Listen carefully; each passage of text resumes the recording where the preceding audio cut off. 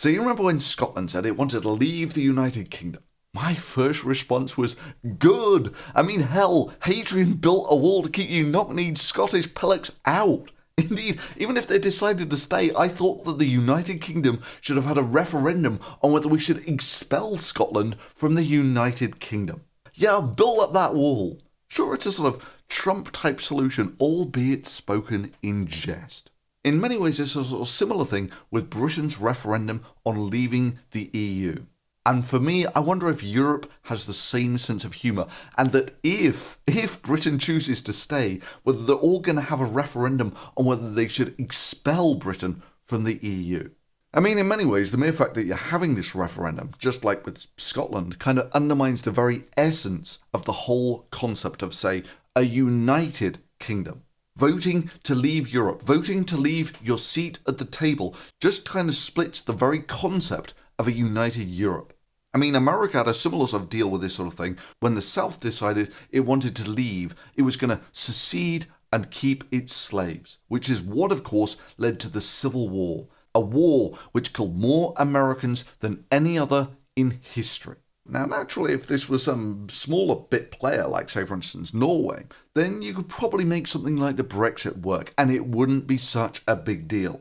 I mean, hell, more people live in London than in Norway.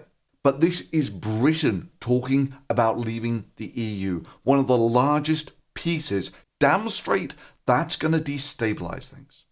Now, don't get me wrong, I could create an absolute devil's sermon on the inefficiencies of the European Union and how the path to hell can truly be lined with the best bureaucratic intentions. Oh, thank you, Europe. Now I need a screwdriver to change the bloody battery pack. But then again, Britain's political system is pretty farcical itself. Order! Miss Order! Order! Order! Order! Order, I say to the Children's Minister. Try to calm down and behave like an adult, and if you can't, if it's beyond you, leave the chamber, get out, we'll manage without you. I mean, let's not forget that there aren't many countries who can boast that they elected a Prime Minister who allegedly defiled a dead pig. Oh, that old boys network, so quintessentially British, the very essence of British leadership. So upper class, so aristocratic, so very, very stupid. Now, this really isn't about whether Europe is a farce or whether Britain's politics are a farce. It's about what's the best option on the table for Great Britain.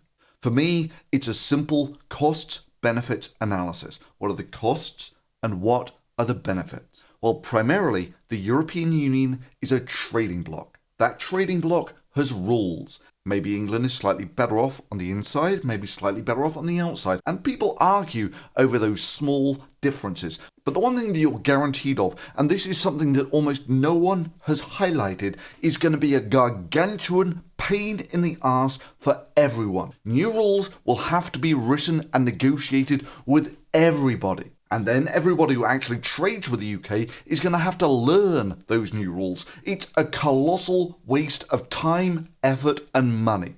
This is why people like Obama were against Britain leaving. It's a disruption for everybody in the entire world who currently trades with Britain. I mean, damn, this was the whole bloody idea of the common market in the first place. I mean, what the hell are you thinking? You're basically just changing from one perfectly functioning set of rules to another. And notably, this doesn't screw over anyone in Europe. They all have the same trading rules with everyone else in the world. It's only Britain who has to struggle with this self-inflicted wound of having the burden to renegotiate all of these agreements. And that change is what's going to cost the money. However, a lot of people are worried about immigration. And yeah, I share your concerns. It's not so much the people, but some of the ideas and cultures that they bring. But then again, England already has border controls, unless you're going to impose some sort of visa requirements on the entire of Europe, which would be kind of pointless unless you've got a competent intelligence service that can successfully screen out all of the problems. And let's be real, the intelligence service has had limited success in stopping homegrown Islamic terrorist attacks. It's highly doubtful that they're going to be any more successful in doing that if they're organised abroad or being competent enough to actually screen all that stuff out at the border. And what would be the point anyway? Great Britain is arguably already a European hotspot for this sort of thing. And indeed, arguably it should be Europe who's imposing visa restrictions on the UK to stop it exporting this sort of thing. Apart from they can't, because of the rules that were already negotiated with the EU. I mean, practically, of course, it's mostly a waste of time. The whole point that we relaxed the borders in the first place was to allow free trade to work better in Europe. This means that if, say, for instance, Britain has a shortage of plumbers, they can come over from Poland and fill the gap in the market. And it's win-win for everybody. But doesn't Britain send £350 million a week to Europe?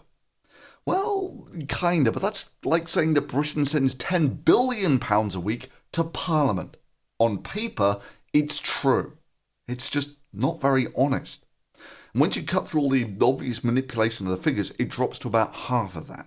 But you may still well say, doesn't the EU cost us £150 million a week? Well, okay, let's say there are 75 million Brits. That means that the average Brit pays about £2 a week, or £100 per year.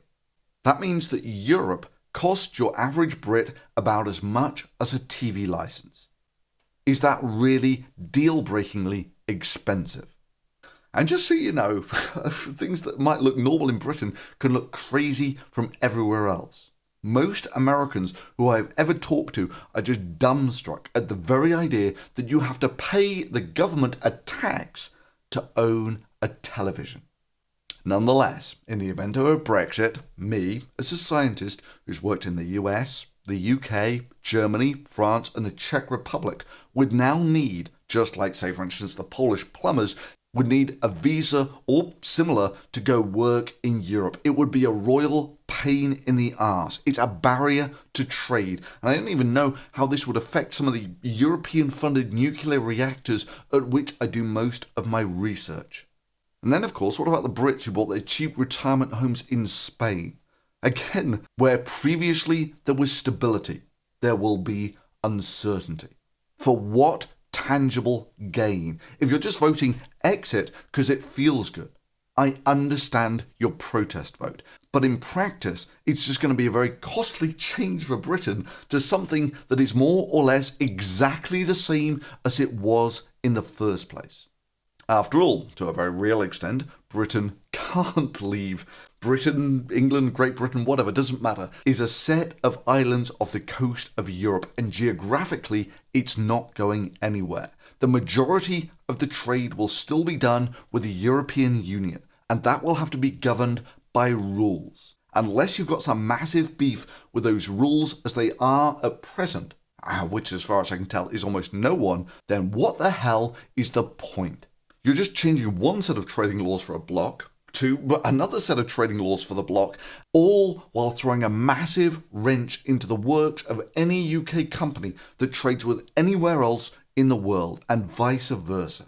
And someone's got to do all that work. That's going to cost money. That transition from one set of rules to another almost identical set of rules will cost a fortune in lost trade and disruption and so on.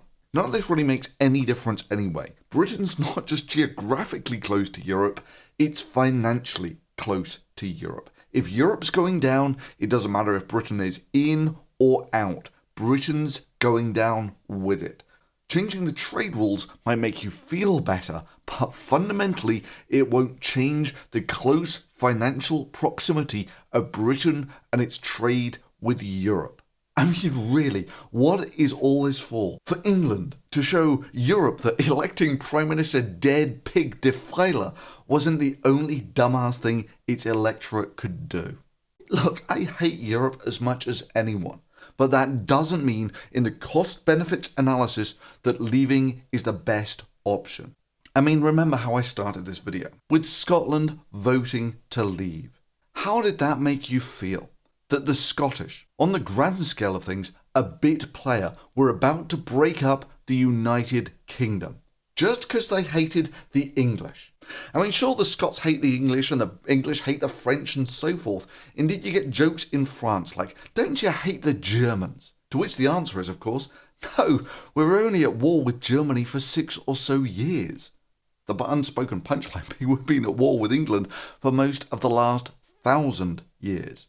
But as with many things, many a true word spoken, or in this case, not spoken, in jest. The natural state of Europe is war.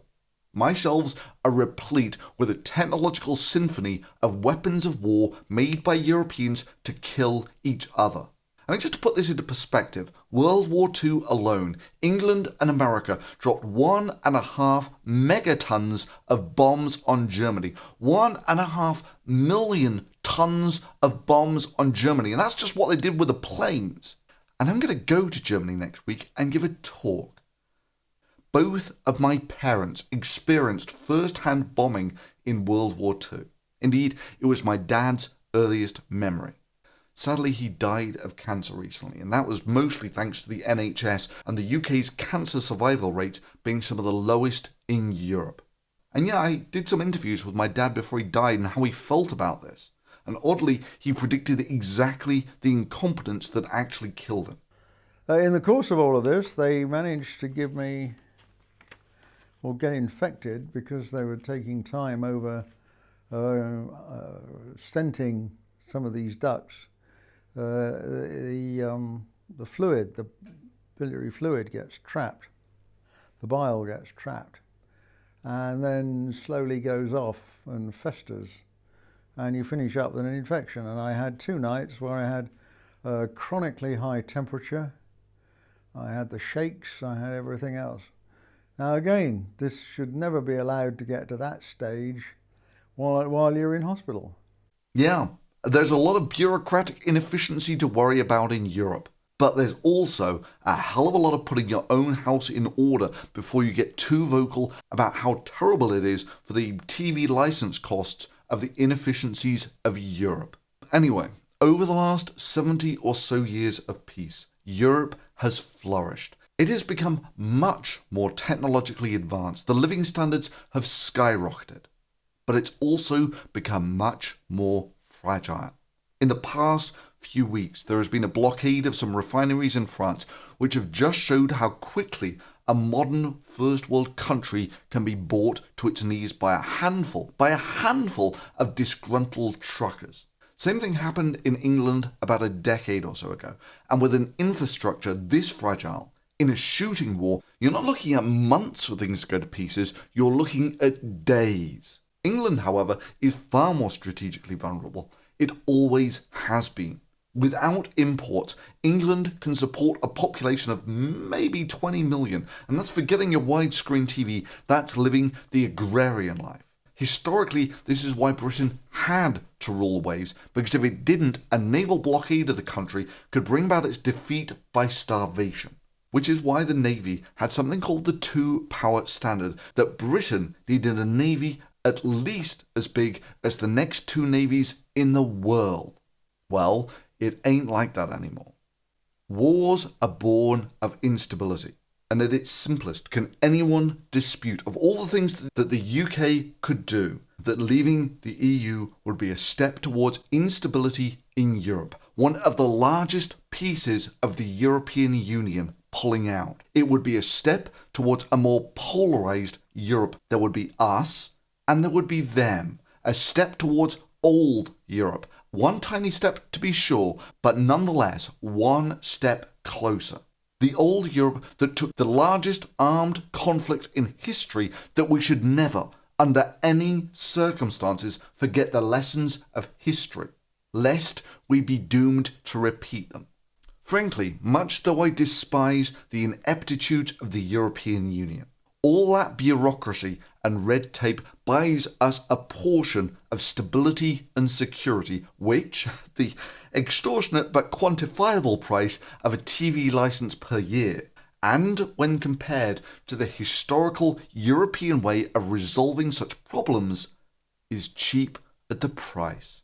Now, for me, this was a fairly simple call of the lesser of 2 evils. However, if you look at the polls, this is a pretty close contest in Britain. So I'd be grateful whether you agree or disagree with this message if you'd share it where you can. Thank you. So the Germans then shifted from daylight bombing to the Blitz, and I was born during the Blitz. And the Blitz ended finally when the Germans decided that they wouldn't want to fight us at all, they'd go and attack the Russians instead, and they shifted all their aircraft across.